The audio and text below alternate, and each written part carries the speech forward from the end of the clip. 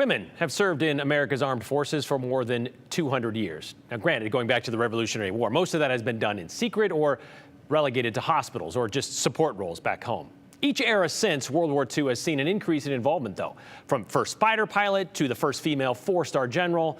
Well, this summer marks 2 decades since Idaho had its first woman killed in combat. And honoring her and all the Idaho women who have served before and since culminated in a dedication ceremony held late last week at Idaho's Veterans Cemetery. The story of the monument, sparked by a moment, a memorial for all who served. The latest piece by artist Benjamin Victor has been a sort of slow burn. It's been at least 6 years or so. 6 years. So it's been a long road. Sidetracked by funding and other projects, but winding up where burning daylight isn't an option. I'm grateful that everyone was as patient as they were, but now it's come down to the wire, of course.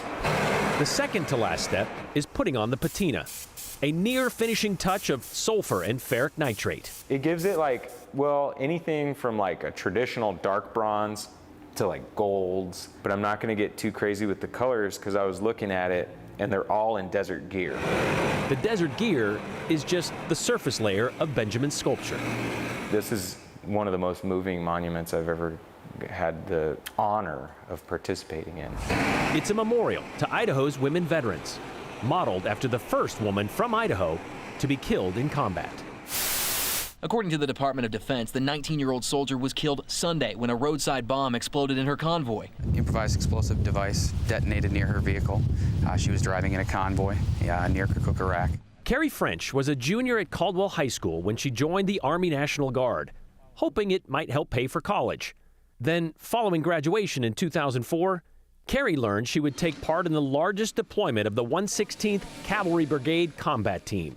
But first, that meant fast-track training in Texas. That's where I met Carrie, was at the Boise airport on the way to Renegades.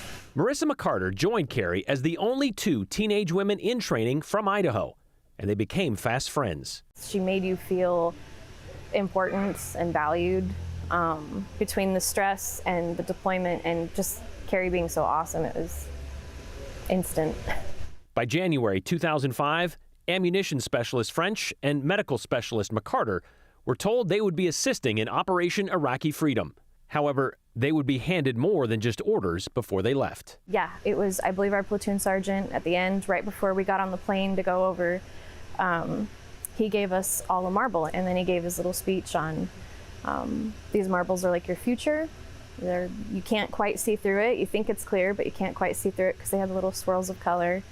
But the main message was, don't lose your marbles.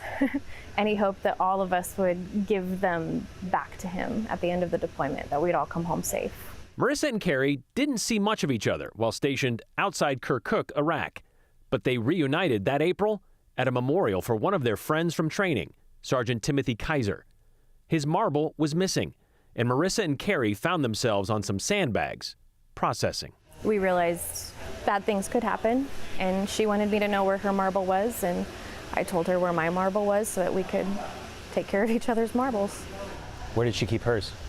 Her shower bag. Jump ahead to June 5th, 2005. I was actually the first up medic that day.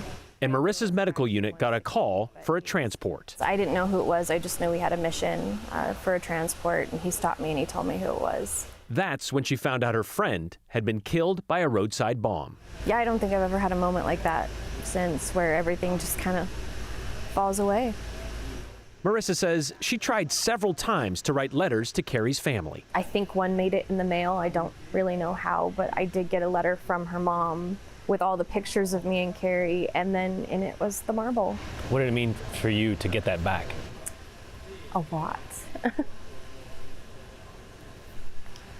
A lot. I don't know how to explain it.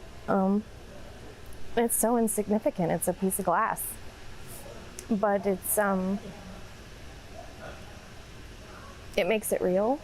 It kind of validates it, and it gives you something to hold on to. Marissa would hold it in a plastic case, sealed with heart stickers. She peeled off another letter from home. To keep it safe with my marble. And then it came home with me. Yet for more than a decade, Marissa rarely spoke of the loss of her friend.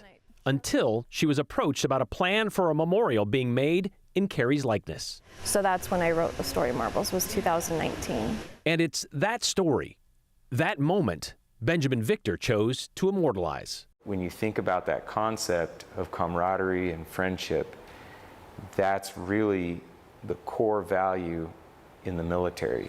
A moment captured during a modeling session. And when her mother came in to see it in that pose, where she was actually speaking and gesturing towards her heart, kind of, with one hand out and one hand towards her chest, her mom said, "She did that gesture, that's how Carrie spoke, that's Carrie."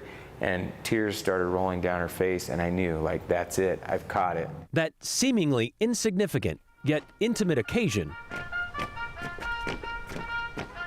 would finally be made public. But to recognize, honor, and preserve the legacy of women who have worn our nation's uniform. In a ceremony attended by hundreds. And for Marissa, we all experience it in one way or another. Camaraderie built by moments. Who couldn't even speak about Carrie for all those years. The pain is proof of love. This moment, it's proof these moments existed. Is the next one in her healing process. Let's get to it, ladies. And this moment, not one of heroism, but of humanity. She hopes will help others heal as well. It's the moments that we overlook, but they're ingrained into every veteran, and when they get out, sometimes they don't know that's what's missing. And I hope when they see this memorial, they remember those moments matter. Wherever they were, whoever they were with, they matter, and they're real. Marissa told us she's come a long way since being approached about being part of this monument. From not wanting to talk about it just 6 years ago, to now helping other veterans talk about and appreciate their moments. From Jake Faulkner at the Veterans Cemetery to Danny Pugmire, who has been instrumental in putting this memorial together since 2013, Benjamin Victor says this project would not have been possible were it not for the angels he's had along the way.